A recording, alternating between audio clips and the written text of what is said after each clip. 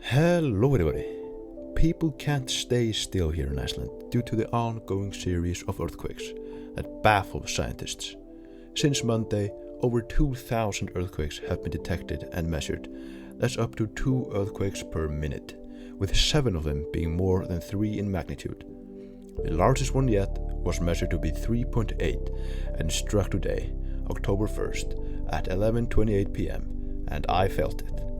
Scientists are working hard to get definitive answers, and the possibility of this being the cause of magma is far from impossible, and can't be ruled out. The activity in Askja is still continuing, and more measuring equipment is being planted in the area. This era is being marked as a new chapter, and could turn out in many different ways.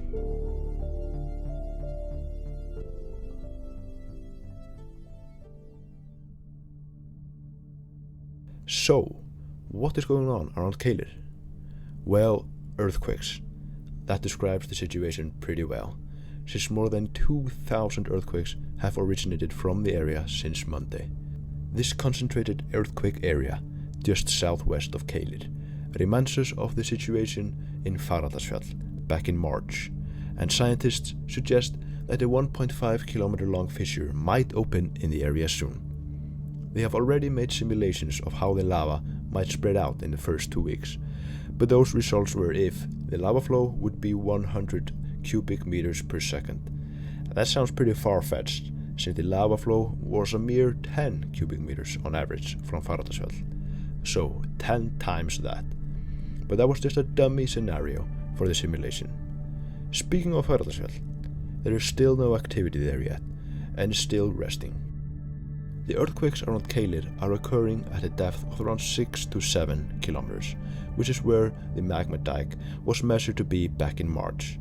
But after the scientists analyzed the latest satellite images that came in, they saw no signs of magma under the Keilir area. That does not mean that it's not there. It could well be that it's just too deep for it to be detected, and as of now scientists want to wait a little longer before confirming anything. So, the possibility of magma lurking under Keilir, trying to find a new way up to the surface, is not impossible. But why would it do that?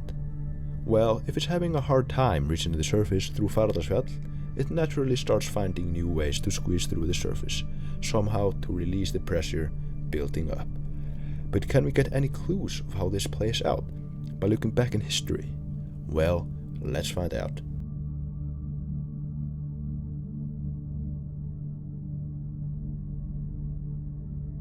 So the activity here on Keilir is very similar to the activity measured the eve of the eruption at Fagradalsfjall, says geophysicist Freysteinn. Let's see for ourselves. This is the earthquake activity by Keilir since Monday, and it looks crowded. By rewinding back to the week before the eruption, we can take a look at how it escalated. This is the activity 7 days before the eruption. Completely insane. This is 6 days. This is 5 days. This is 4 days.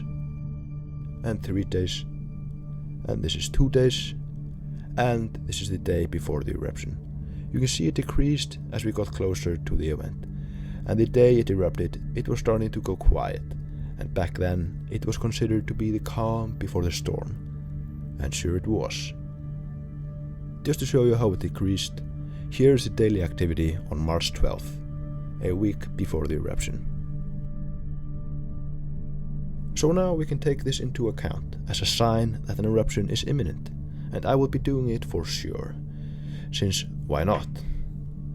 This is of course no scientific analysis, just speculation, and if you want to stay updated on how this turns out, subscribing could do the job, and if you want to share the video with someone you don't know, a like would do the job too. If you did that or didn't, I either way want to thank you for tuning in, and I hope to see most of you in the next video. Thanks for watching.